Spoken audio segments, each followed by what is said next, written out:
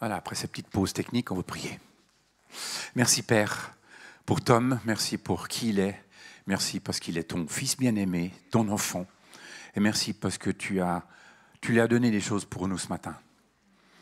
Oh mon Seigneur, qu'il puisse donner dans la vérité, et puis que nous puissions, Seigneur, recevoir dans l'amour les cœurs grands ouverts. Glorifie ton nom, Seigneur. Oins-le, garde-le, protège-le. Nous le bénissons au nom de Jésus-Christ. Amen.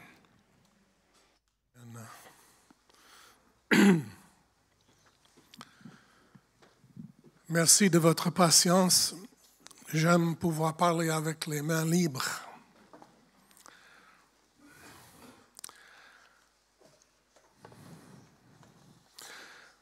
C'est une joie et un privilège pour moi d'être parmi vous. Ces jours, ma vie a été rythmée par les séminaires discernés ces derniers mois de septembre. Je vais juste récapituler un peu. En 2019, j'étais ici, et puis aussi à l'église de Marcel Niederhauser, le 7, à Tavannes, dans ce même mois. Et c'est là où j'ai donné cette parole qui m'habitait depuis plusieurs mois déjà, en 2019, qu'un jugement allait se déferler sur l'Europe, sur le monde entier, un jugement plutôt économique, et que cette fois, la Suisse ne serait pas épargnée comme elle a été pendant les deux grands jugements du XXe siècle, les guerres mondiales. Puis quelques mois plus tard, en 2020, tôt dans l'année, il y a eu des bruits d'une pandémie venant de Chine, et ça s'est arrivé chez nous vers le mois de mars, et vous connaissez le reste de cette histoire-là. Et pendant cette année 2020, j'avais une autre parole, une sorte de prolongement, c'est que nous allions vivre cette année difficile, un peu comme le temps de Joseph en Égypte. Cette année difficile.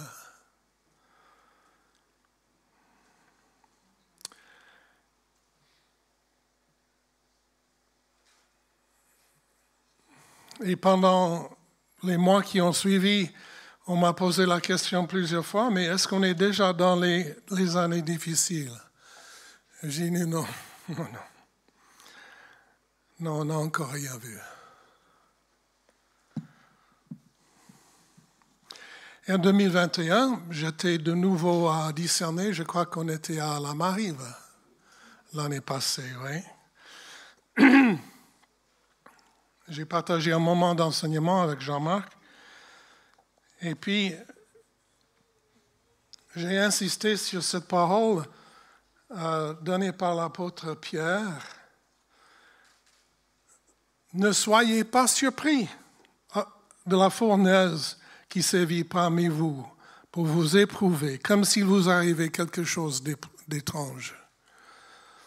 Réjouissez-vous au contraire de la part que vous prenez aux souffrances de Christ, afin d'être aussi dans la joie et dans l'allégresse lorsque sa gloire sera dévoilée. Mais moi, je trouve qu'on est quand même toujours surpris. Parce qu'on a compris, bien que ça n'a peut-être pas été dit dans ce sens, on a compris que tout allait bien, que notre vie avec le Seigneur allait être d'un long fleuve et tranquille jusqu'au jour de l'enlèvement. Oui, les choses allaient s'empirer, mais nous allions être enlevés de ça et nous ne serions pas appelés à subir des difficultés graves. Faux. C'est la moitié du message de la parole.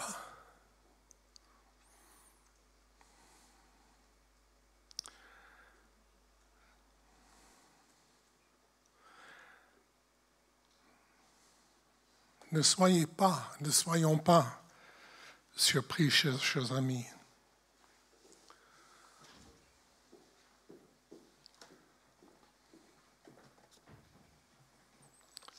Merci, Rolf. Et puis cette année, j'ai une autre parole du Seigneur que j'ai soumise à plusieurs frères et sœurs pendant ces derniers mois et que je vais vous le dire aujourd'hui, pour la première fois en public. 7 mots. Cet été sera le dernier été normal. Cet été, qui se termine cette semaine, sera le dernier été normal. Cet été 2022 sera le dernier été normal. Mais vous me direz, mais ce n'était pas un été normal quand même. On a eu de la sécheresse en Suisse. On a eu des incendies un peu partout en Europe du Sud. Il y a la guerre en Ukraine. Il y a la pandémie qui continue. C'est vrai, il y a eu toutes ces choses, mais pendant chaque été, il y a des événements anormaux. L'été passé, si vous vous souvenez bien, c'était trop d'eau, trop de pluie, des inondations. Il y a toujours quelque chose. Mais nous n'avons pas vécu un été difficile, à moins d'être habitants d'une de ces régions incendiées en France voisine et ailleurs en Europe, à moins d'être ukrainien, à moins d'être un agriculteur qui a dû abattre son bétail bien à l'avance à cause de la sécheresse. Mais à part ces populations très limitées, très spécifiques, on n'a pas eu un été difficile. Par contre, on nous a proclamé tous les jours, sans cesse, c'est le retour à la normale. C'est le retour à la normale. On se réjouit économiquement, le taux de chômage est en bas, l'inflation, au moins en Suisse, n'est pas grave. Il y a tous les festivals qui ont repris, les expositions, toutes sortes d'événements, et on a répété, j'aurais dû compter. Mais vous l'avez entendu aussi, c'est le retour à la normale.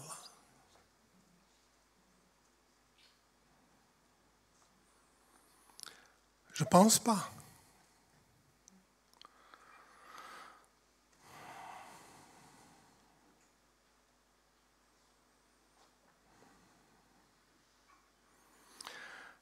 Donc on a eu, surtout ceux qui suivent discerner le temps, on a eu 3 années d'avertissement.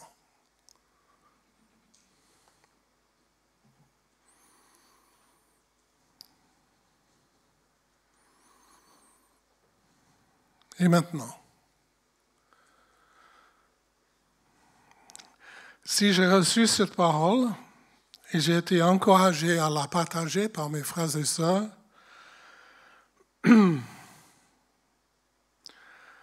ça veut dire que les années difficiles vont commencer bientôt. Peut-être déjà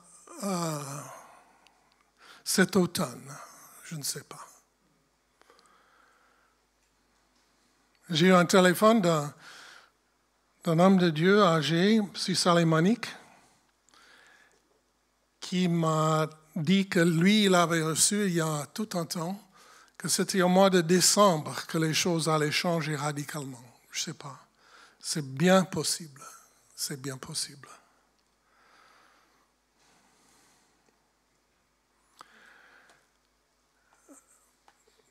Mais j'aimerais souligner un ou deux principes qui me semble qu'on a eu tendance à oublier. C'est que d'abord, l'avenir n'est pas fixe. Ces choses ne sont pas cimentées quelque part. L'avenir n'existe pas. Et nous sommes appelés à façonner l'avenir par nos prières, par nos louanges et par notre obéissance. L'avenir n'existe pas encore. Bien sûr, le Seigneur a déclaré des choses au sujet de l'avenir, mais ce n'est pas parce que ces choses sont déjà décidées en béton, c'est parce que lui, il a décidé de les faire, de les accomplir. Donc, il les annonce. Mais ces événements, même les jugements mérités, ne sont pas fixes, ne sont pas certains. On le voit avec le récit de Ninive. Certains nous disent, oh, c'était une pièce, c'était satirique, c'était pas vrai. Mais je vous rappelle que Jésus pensait que c'était vrai. Et si Jésus dit que c'est vrai, pour moi c'est vrai. Je préfère écouter Jésus que certains théologiens, merci.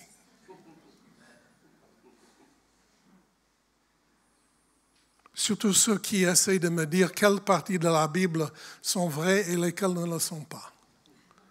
Non, merci. Je ne vais pas jouer ce jeu-là.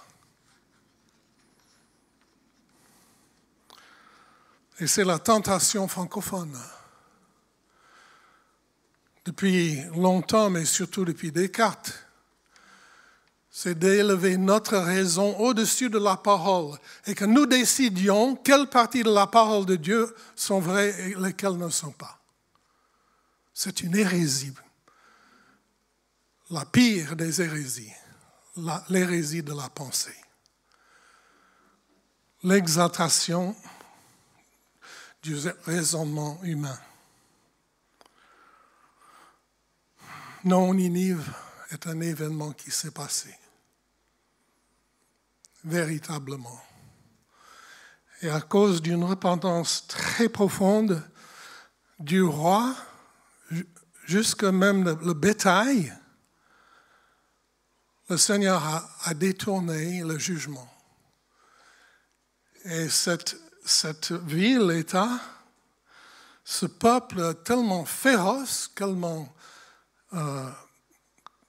qui répandait le mal, les dégâts, la violence partout, ils étaient épargnés ce jugement-là.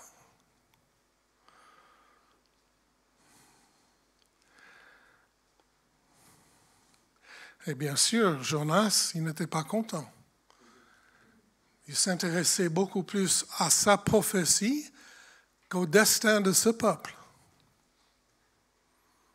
Et le Seigneur l'a repris doucement. Mais les moments de jugement peuvent être écartés, mais aussi parfois raccourcis. Parce que le Seigneur a promis qu'il peut restaurer les années qui ont été grignotées. Il les restaure. Il y en a beaucoup parmi nous qui ont vécu cela dans nos propres vies individuelles. Mais c'est vrai aussi pour la vie d'une nation. Des années perdues, quand on a couru d'après d'autres dieux, d'autres idoles, ces années-là peuvent être restaurées par le Seigneur. Par deux choses, la repentance et l'intercession. Comme je le dis, depuis 2019 au moins, on a eu de l'intercession. Partout dans le monde. On a prié avec une unité incroyable, une unité sans précédent dans l'histoire de l'Église. Une seule prière dans toutes les nations de la terre, l'Église entière a prié, Seigneur, arrête cette pandémie. Qu'est-ce que le Seigneur a fait? Rien. Rien.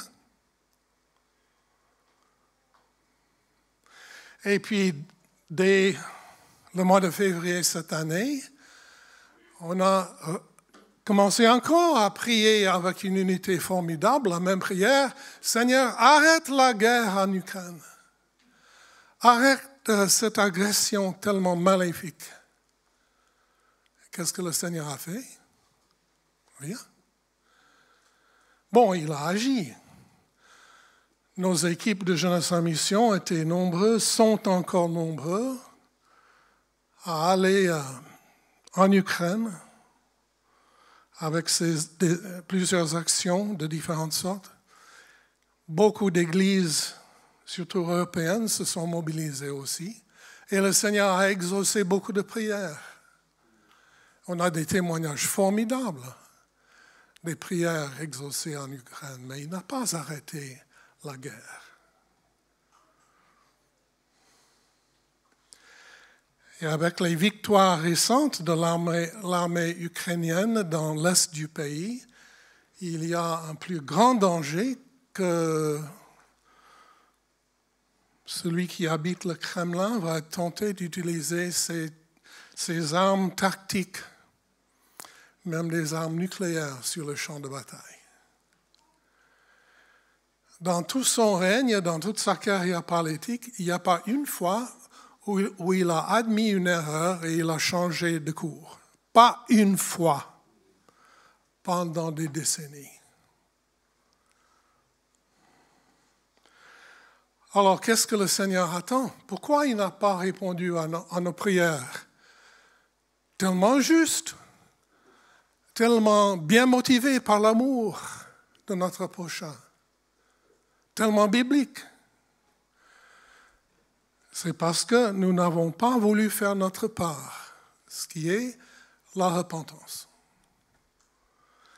Pendant ces années, j'ai écouté pour voir si un appel ou des appels à la repentance allaient retentir de nation en nation, pour que l'Église se détourne de ses mauvaises voies. Et ça, c'est le problème, chers amis. Ce n'est pas M. Poutine. Ce n'est pas des microbes maléfiques. C'est que l'Église ne s'est pas détournée de ses mauvaises voies. Il n'y a pas eu d'appel à la repentance à l'échelle nationale. Bon, il y a eu des moments. On a même vécu de bons moments de repentance dans le cadre de discerner les temps. Mais à l'échelle nationale, il n'y a pas eu. Et au ciel, on attend toujours. Les anges se penchent sur le balcon du ciel en disant, mais qu'est-ce qu'ils attendent? Nous, on est prêts à aller secourir. On attend notre cahier de charge dans ces situations. Mais eux, il faut qu'ils agissent. Qu'est-ce qu'ils attendent?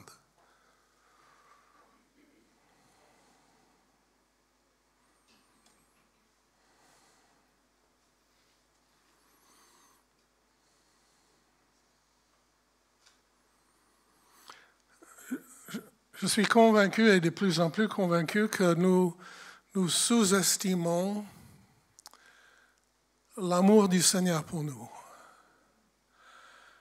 Et c'est un amour ardent qui désire une chose avant tout, et c'est notre maturité. Il désire des fils et des filles mûrs qui peuvent pas seulement le servir, parce qu'il a des anges pour faire tout ça. Et franchement, ils font mieux que nous. Hein.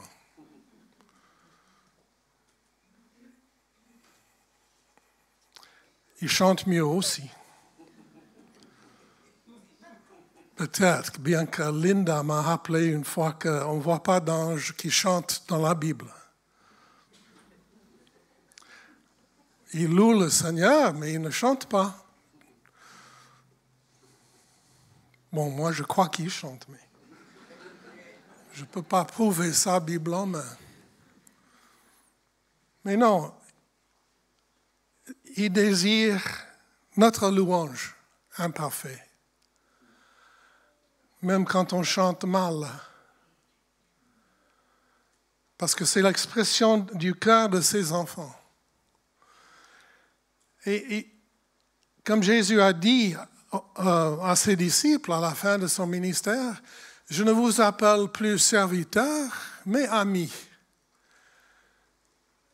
Dieu veut des amis. Il veut des fils et des filles mûrs qui peuvent collaborer avec lui, qui peuvent reprendre l'entreprise familiale, qui est l'autre nom pour le royaume de Dieu. C'est l'entreprise familiale. Mais il aimerait, et dans chaque génération, il aimerait confier cette entreprise à ses fils et ses filles.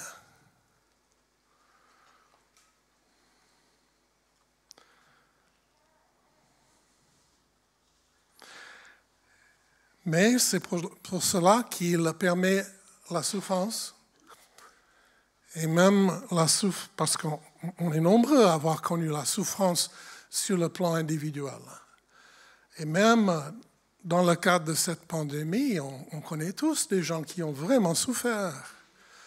On a perdu des amis par le cancer ces dernières années. La souffrance n'est pas absente de nos vies d'Église. Et Marcel Niederhauser l'a si bien rappelé hier. Un message formidable, je vous le recommande. Comme tous les messages de discerner.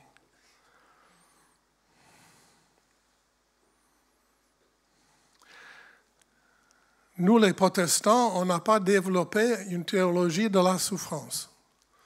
Pas depuis la Réforme, en tout cas. Et puis, on a un peu méprisé les catholiques qui ont bien réfléchi à la souffrance. Et pour certains d'entre nous, ils sont allés trop loin dans certaines de leurs pratiques et leur compréhension. Mais quand même, ils ont au moins réfléchi sérieusement. Il y en a qui pensent que la souffrance est nécessaire, obligatoire, si on veut avancer dans la maturité spirituelle. Parce que c'est la souffrance qui nous secoue, qui ébranle toutes nos certitudes. Oh, Dieu va faire ceci, oh, Dieu va faire cela. Et on y croit fermement jusqu'au moment où il ne le fait pas. C'était l'erreur de Marthe et Marie, qui avaient une si bonne relation avec le Seigneur, qui étaient ses disciples si proches, plus proches que ses sœurs de sa famille, les filles de Marie. Et elles avaient prié cette belle prière, « Seigneur, celui que tu aimes est malade », en Jean 11. Une prière biblique, une prière fondée sur le caractère de Dieu, basée sur leur relation avec lui. Une prière parfaite. Le Seigneur n'a pas exaucé. Parce qu'il avait décidé de faire autre chose. De ne pas guérir leurs frères, mais de les ressusciter pour faire de cet événement un témoignage dans le monde entier pendant toute l'histoire de l'Église. Mais c'était aussi pour qu'il accomplisse dans la vie de Marthe et Marie ce qu'il voulait faire.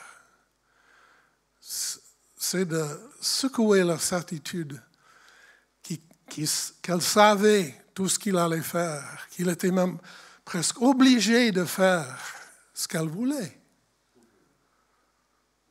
Jusqu'à quel point qu'elles l'ont insulté publiquement quand il ne l'a pas fait. Mais si tu avais été ici, notre frère ne serait pas mort. Tu étais où quand on a prié? Tu aurais pu le faire, cette guérison. Tu l'as fait pour d'autres, même des étrangers.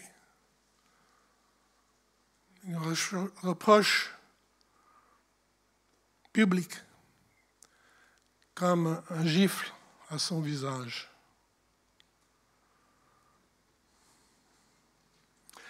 Non, le Seigneur désire faire beaucoup plus en nous et par nous que nous avons compris. Mais dans la souffrance, dans le jugement surtout, tout est ébranlé. Tout disparaît, toutes les structures. On le voit en Ukraine.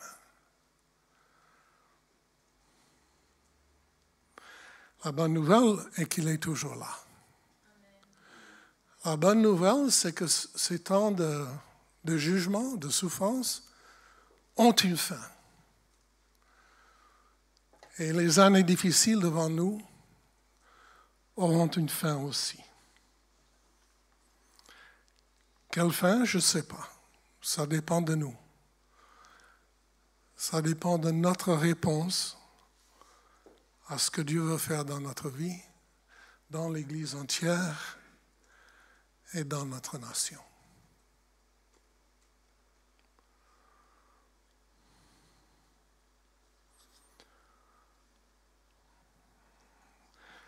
On va juste rester dans le silence un moment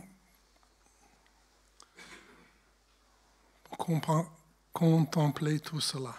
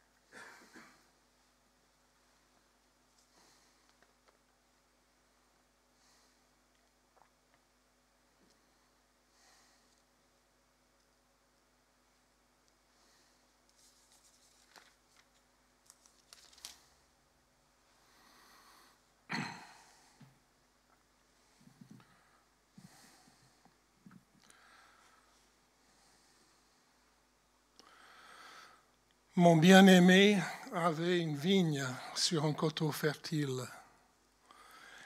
Il a remué son sol, enlevé les pierres et y a mis des plants de premier choix. Il a construit une tour au milieu d'elle et y a installé un pressoir. Puis il a espéré qu'elle produirait de bons raisins, mais elle en a produit des mauvais. Et maintenant, habitants de Jérusalem et de Juda, je vous en prie, soyez juges entre ma vigne et moi. Qu'y avait-il encore à faire à ma vigne que je n'ai pas fait pour elle? Pourquoi, quand j'ai espéré qu'elle produirait de bons raisins, en a-t-elle produit de mauvais? Je vais vous faire savoir maintenant ce que je vais faire à ma vigne. J'arracherai sa haie pour qu'elle soit dévorée, j'abattrai sa clôture pour qu'elle soit piétinée, je ferai d'elle un endroit saccagé, elle ne sera plus taillée ni cultivée. Les ronces et les buissons épineux y pousseront, et je donnerai mes ordres aux nuages afin qu'elle ne laisse plus tomber la pluie sur elle. Oui, la vigne de l'Éternel, le maître de l'univers, c'est la communauté de la Suisse. C'est le plan qui faisait son plaisir. Il avait espéré de la droiture, et voici de l'injustice. De la justice, et voici des cris d'accusation.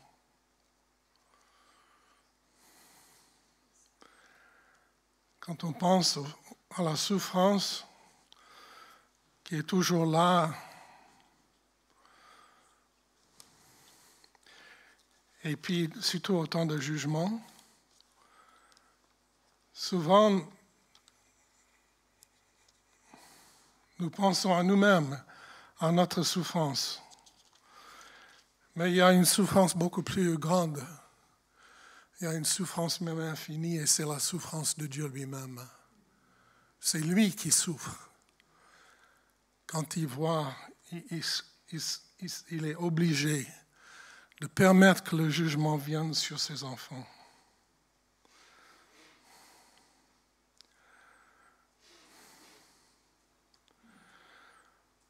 Voici certaines des bénédictions que l'Éternel, ton Dieu, a données à la Suisse.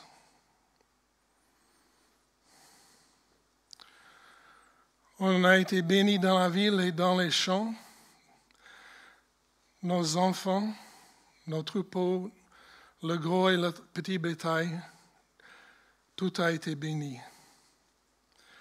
L'Éternel a donné de la victoire sur les ennemis qui nous entouraient. Il a ordonné la bénédiction dans les greniers et dans toutes les entreprises. On a été un peuple saint, jamais parfaitement, mais il n'exige pas la perfection.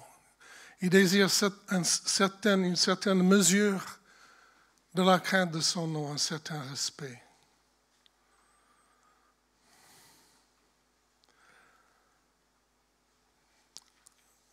Il a ouvert son bon trésor, le ciel, pour envoyer au moment voulu la pluie sur le pays et pour bénir le travail des agriculteurs.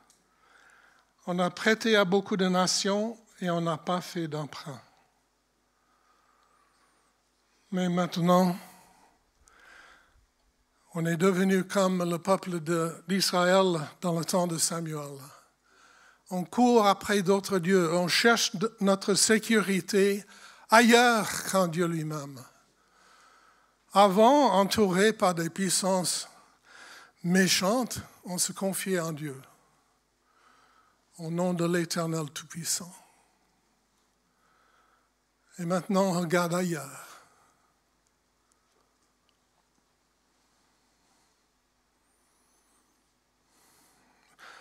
On cherche la sécurité et la conformité, comme le peuple d'Israël au temps de Samuel. On veut être comme les autres nations. On est fatigué d'être différent.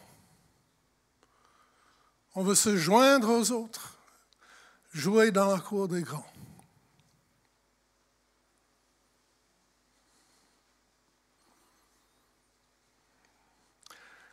Et les bénédictions divines sont en train de disparaître une après l'autre de notre pays.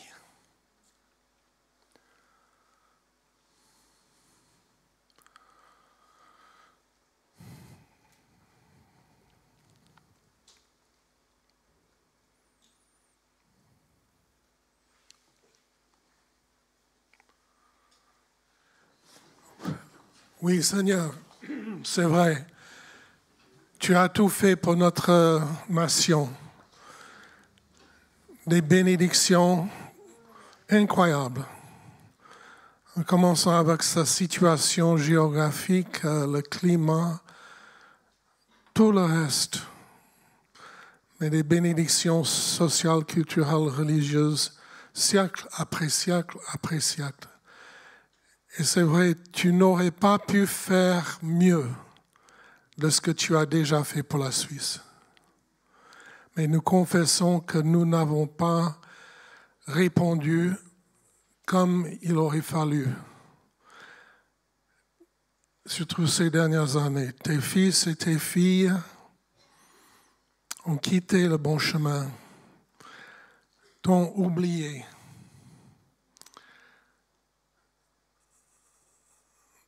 Noël n'est plus du tout ce que c'était, ni le jeûne fédéral.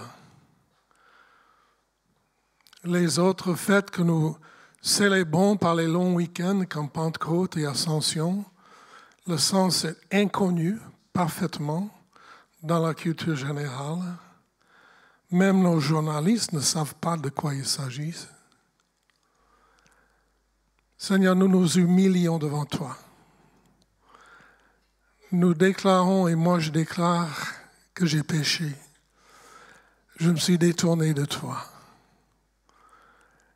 Et Seigneur, je demande que tu me laves par ton sang précieux versé à la croix, que tu laves notre péché, que tu nous purifies, Seigneur, que tu nous retournes quand on se détourne de nos mauvaises voies, que tu nous tournes dans le bon sens, sur ton droit chemin. Merci, Seigneur, de ta grâce, de toute ta grâce envers nous, pas seulement au siècle passé, mais maintenant, en 2022, en cette fin d'année 2022, nous verrons ta grâce. Alléluia.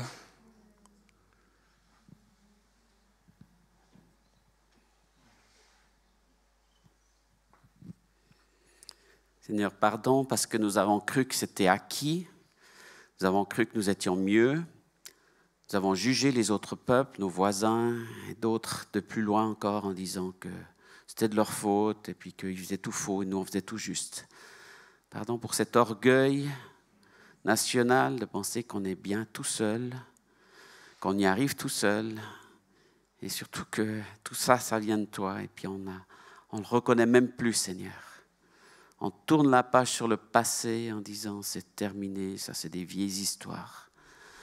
Pardon pour cet orgueil national, pour cet orgueil même religieux qu'on a dans nos églises en pensant qu'on est les meilleurs, qu'on fait mieux d'une église à l'autre. On veut montrer aux autres que nous on fait mieux la louange, qu'on prêche mieux, qu'on a des meilleures chaises ou je ne sais quoi. Pardon Seigneur. Pardon pour cet orgueil, cette prétention. Seigneur, c'est normal que tu nous juges, c'est normal que tu nous rappelles à l'ordre. Et nous accueillons cela, ton jugement. Nous savons que tu es le juste juge et que s'il faut être jugé, autant que ce soit par toi. Parce que tu vas juger de la bonne manière. Mais nous nous repentons ensemble de nos fautes, de nos erreurs, de notre orgueil, de notre éloignement de toi.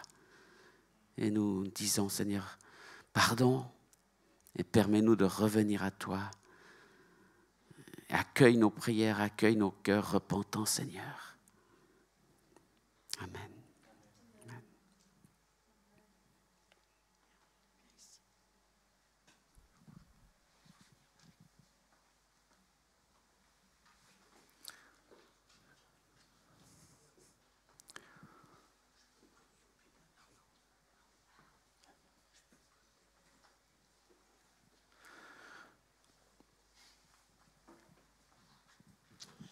Seigneur, on s'est laissé baigner dans un évangile de facilité, un évangile égocentrique, un évangile de bien-être, un évangile qui nous chouchoute, un faux évangile, celui de la prospérité, un mensonge.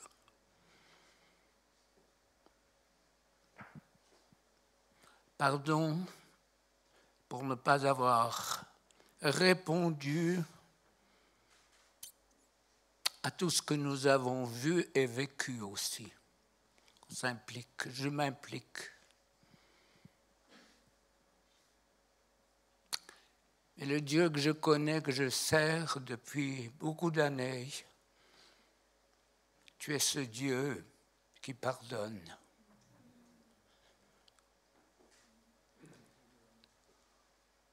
non seulement qui pardonne, mais qui aime pardonner, qui aime effacer, qui aime reconstruire les vies brisées par l'erreur, par le péché.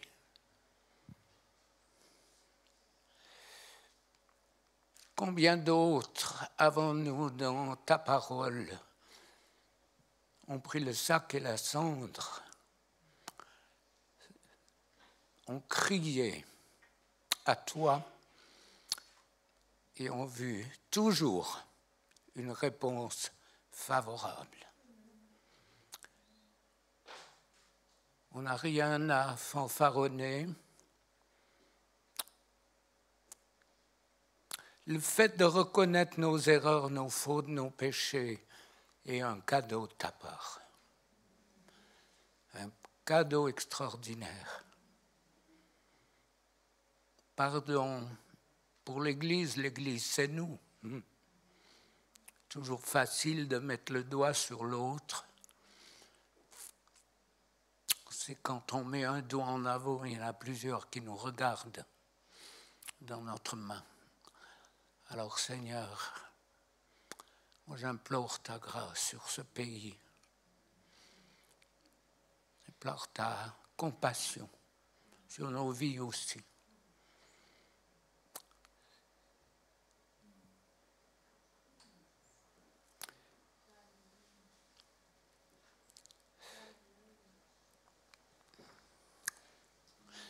Combien de fois tu as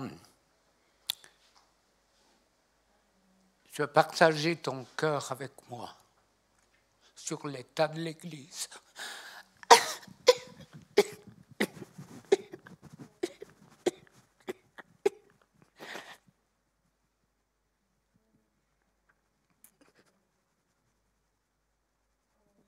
Seigneur, fais grâce, fais grâce. Amen. Seigneur, ensemble nous sommes devant toi et nous voulons, accueillir l'interpellation, le message de notre frère Tom. Et j'aimerais ce matin, aussi avec mes frères et sœurs, confesser que notre pays s'est éloigné de toi. Seigneur, je pense à la nouvelle tentative qu'il y a eu en juin au Parlement de biffer le préambule au nom du Dieu Tout-Puissant. Je confesse aussi ce que j'ai entendu la semaine dernière au Palais fédéral où notre présidente de l'Assemblée fédérale a dit que la politique s'était affranchie du religieux pour s'émanciper. Seigneur, ce sont des erreurs de jugement, des erreurs d'appréciation, c'est du péché. C'est une fausse route, Seigneur. Nous le confessons devant toi et demandons pardon. Demandons que tu continues d'accorder des temps favorables pour que la lumière de l'Évangile éclaire les cœurs, éclaire ceux et celles qui portent des mandats politiques.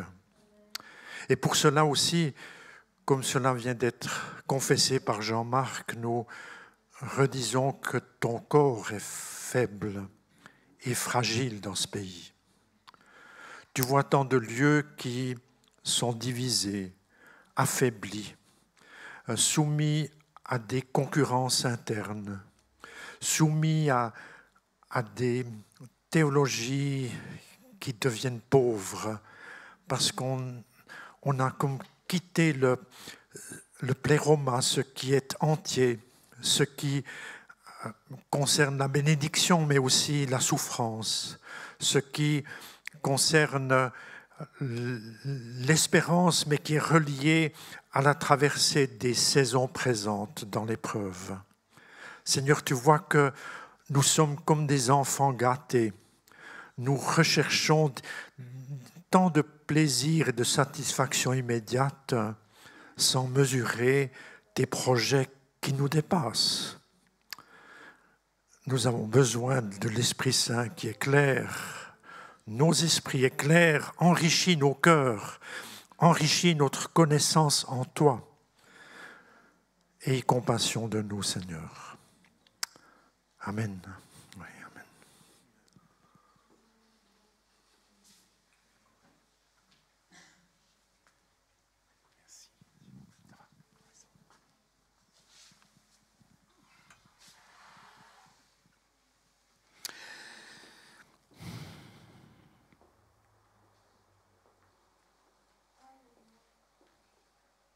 Seigneur Jésus, nous ne pouvons que constater, et je prie vraiment que nous le réalisions pleinement, que tes enfants, ton Église, est devenue rebelle, fait à sa tête, c'est mieux que toi, et veut marcher sans toi, toi notre Père. Pardon Seigneur. Pardon, nous nous repentons de cette rébellion dans nos cœurs, dans l'Église.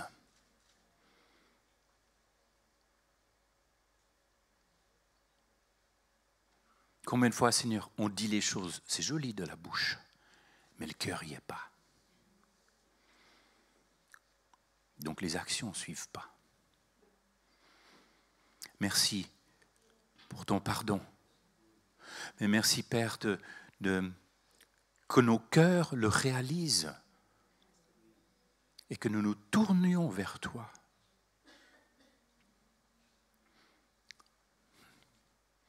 Que nous puissions être des enfants prodigues, revenir à la maison, à ta maison.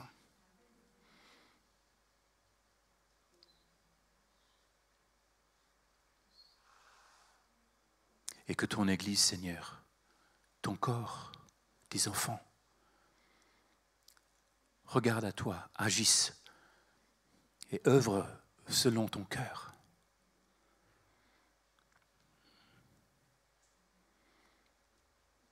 Et nous prions, Seigneur, aussi que ce pays devienne disciple. Allez, faites de toutes les nations des disciples. On n'a pas fait grand-chose là. Ça a bien commencé, mais ce n'est pas bon. Que cette nation, Seigneur, revienne au cœur de la louange. Amen.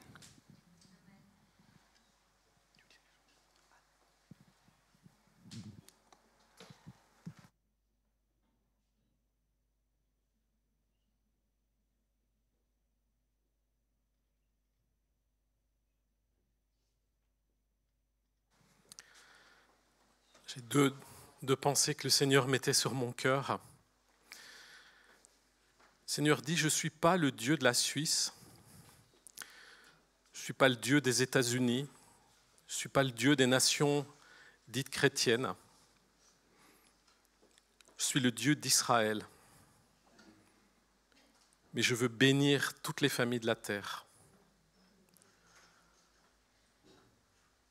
Ne faites pas de moi une amulette, un gris-gris, pensant qu'en invoquant mon nom, vous serez protégés de ce qui doit venir.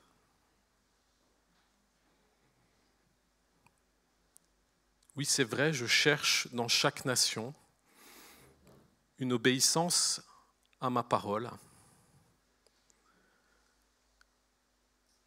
Je suis d'abord le Dieu des adorateurs en esprit et en vérité. Prenez garde à cette séduction de vouloir m'utiliser pour revenir à quelque chose dont je ne veux plus. Une forme de chrétienté qui n'est pas mon plan.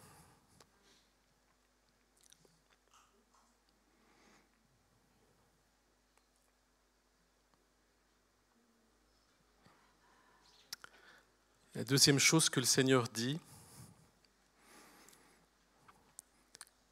Si une nation m'oublie, si elle me met dans un tiroir, le danger, c'est qu'il n'y ait plus que les idoles. Malheur aux peuples qui sont sous l'emprise des idoles. Dans les lectures de la messe pour aujourd'hui, il y a un texte du prophète Amos, chapitre 8. C'est aussi des lectures que parfois les communautés protestantes reprennent, où il y a une mise en garde forte du Seigneur contre l'idole du commerce et de l'argent. Et dans l'Évangile, Luc 16 aussi, Jésus conclut en disant « Vous ne pouvez servir Dieu et Mammon ». Et puis le texte de l'Épître, c'est une invitation à prier pour les autorités. C'est étonnant que ce soit aujourd'hui, que ce texte soit dans la liste des lectures. Et ce que le Seigneur me met fortement sur le cœur, c'est effectivement que nous cherchions sa face, sa volonté dans la repentance pour que les idoles soient abattues. Et nous les avons multipliées dans nos sociétés. Il y en a des évidentes, elles sont faciles à abattre. Il y en a des plus cachées, des plus secrètes. Seigneur, je te rends grâce de nous conduire dans ce temps de la prière et de la repentance, de nous ouvrir les yeux par ta parole et par ton esprit sur ces idoles qui sont là, ces idoles que tous les Suisses ont quelque part dans leur vie, dans leur quotidien, et que tu veux abattre. Moi qui suis français, j'ai aussi mes autres idoles que tu veux abattre, et chaque nation a plié le genou devant des idoles, mais c'est toi le Dieu vivant qui te lève aujourd'hui. Tu parles à la Suisse en ce jour, mais tu as parlé depuis plusieurs années à toutes les nations. Tu as à la fois des comptes à régler avec chaque peuple et en même temps des grâces à accorder.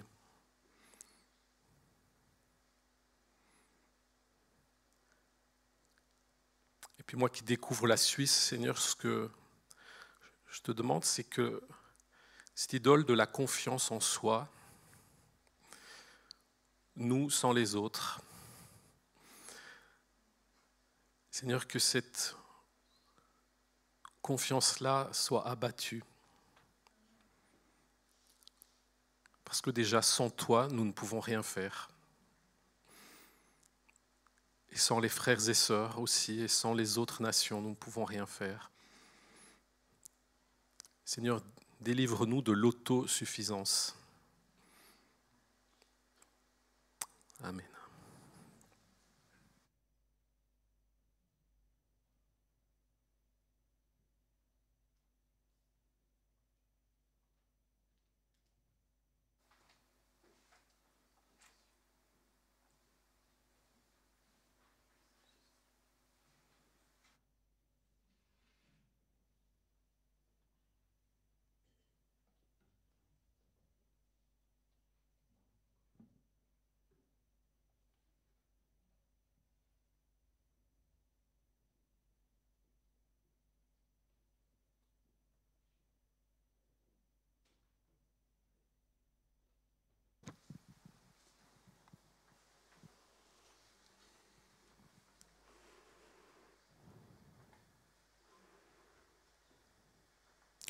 Tout à l'heure, David a juste mentionné, si j'ai bien écouté, l'importance aujourd'hui de prier pour nos conducteurs spirituels.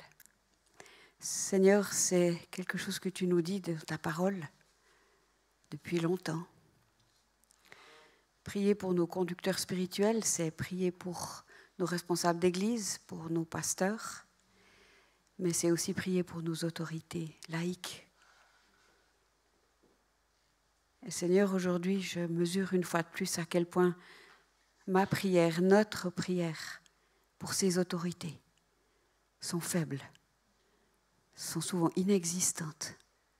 Seigneur, nous sommes tellement prompts à rouspéter, à critiquer, à dire « ils n'auraient pas dû » ou « ils devraient ». Mais Seigneur, est-ce que nous faisons notre part pour qu'eux puissent faire la leur?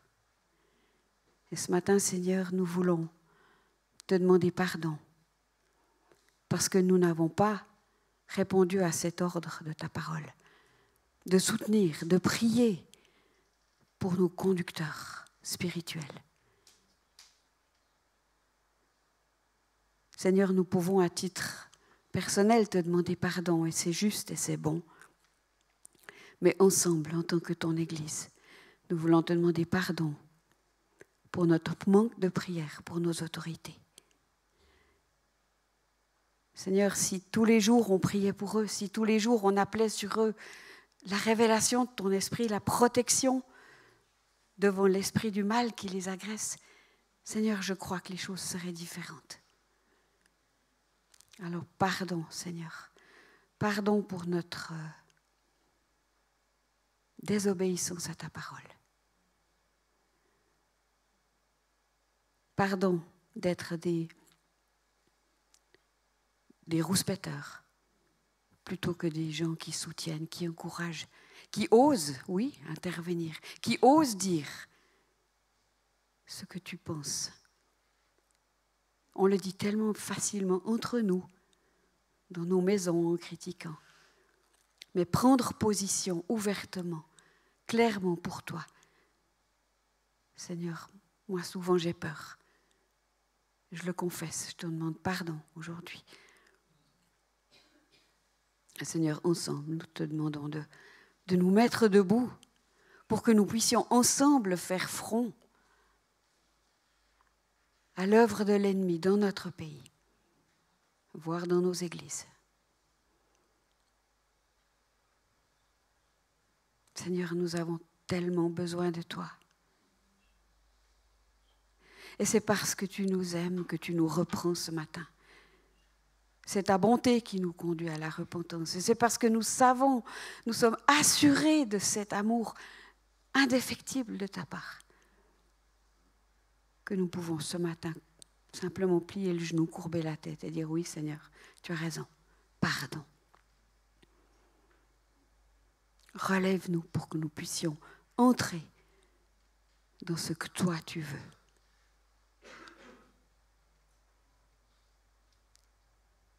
Amen.